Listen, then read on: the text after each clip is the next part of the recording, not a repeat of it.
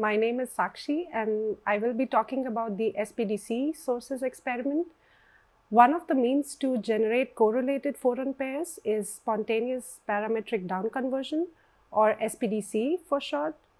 It is a nonlinear process in which a pump photon of higher energy spontaneously decays in a nonlinear crystal to create two photons of lower energies, conventionally known as signal and idler.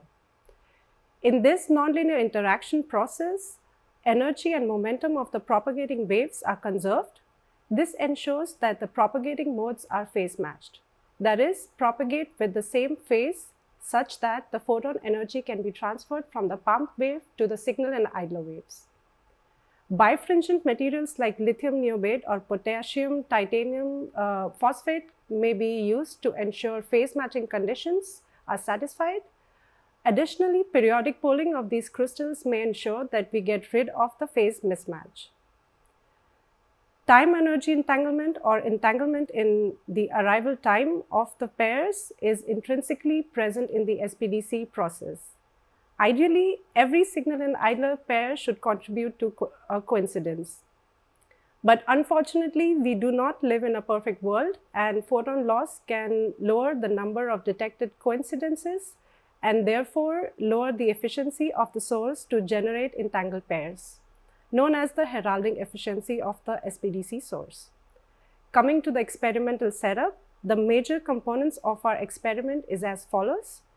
So the first one is the pump laser assembly, this black box here, which has a free space laser at 405 nanometers coupled into a single mode fiber, which is guided to the source using these polarization control paddles, and then finally enters the SPDC generation and collection setup, where the nonlinear crystal is placed in an temperature control oven.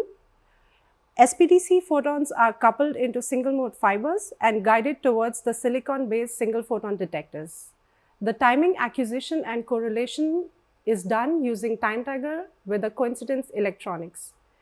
We start by measuring the pump power before it enters the nonlinear crystal.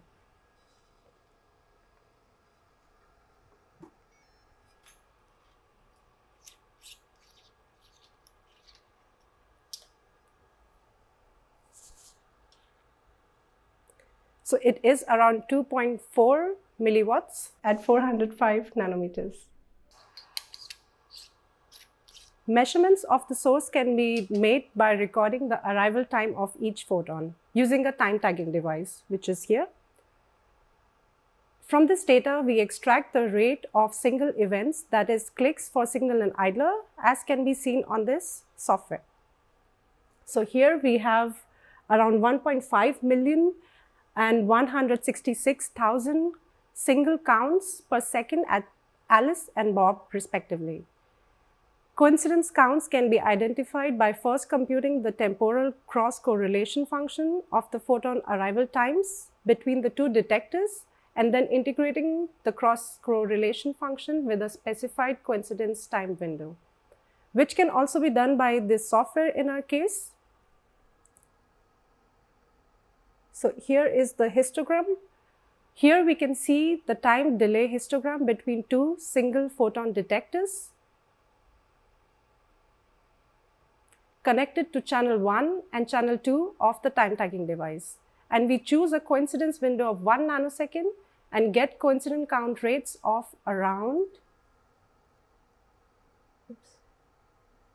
18,000 pairs per second at 2.4 milliwatts of pump power. There is a certain probability that the detectors will click within the specified window due to uncorrelated single photons. These events are called accidentals or accidental coincidences that reduce the quality of the entangled photon source and are more evident as we increase the pump power. In the first part of the experiment, we optimize the coupling for maximum coincidences and record single and coincident count rates to estimate the heralding efficiency of the setup. That is, the ratio of coincidences to singles. The SPDC setup begins with a lens that collimates the 405 nanometer followed by a polarization beam splitter. And using the combination of these paddles and the beam splitter, we can control how much power goes into the crystal. After the polarization beam splitter, we have a half-wave plate to align the polarization, satisfying the phase matching condition of the crystal.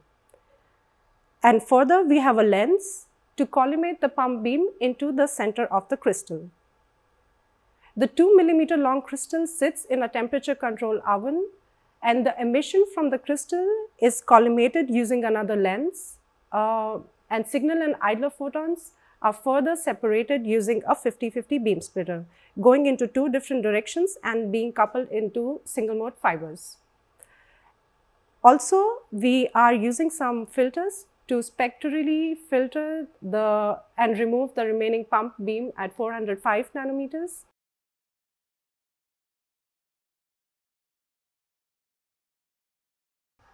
Further, we look at the spectral characterization of the created photons. Here, we investigate the temperature dependence of the spectrum of SPDC photons generated by the PPKTP crystal.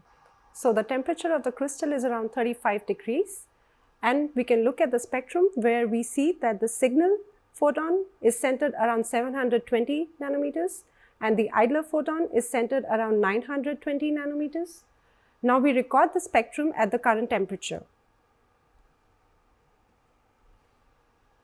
So, in this blue curve, you see the temperature that has been recorded at 35 degrees, and now I will increase the temperature.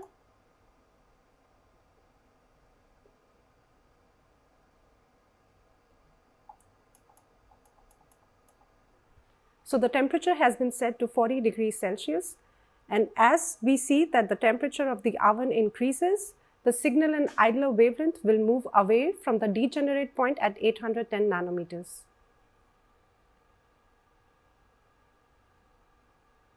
So, already we can see that the change in wavelength of signal and idler, as the temperature is increasing, it's around 39 degrees currently, and the peaks have already shifted, moving away from the central point around 810 nanometers.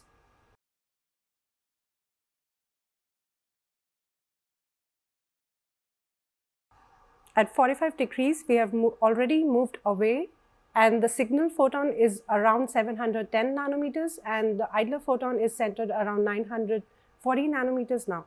So, this is how we can tune the wavelength of the generated photons by tuning the temperature of the nonlinear crystal.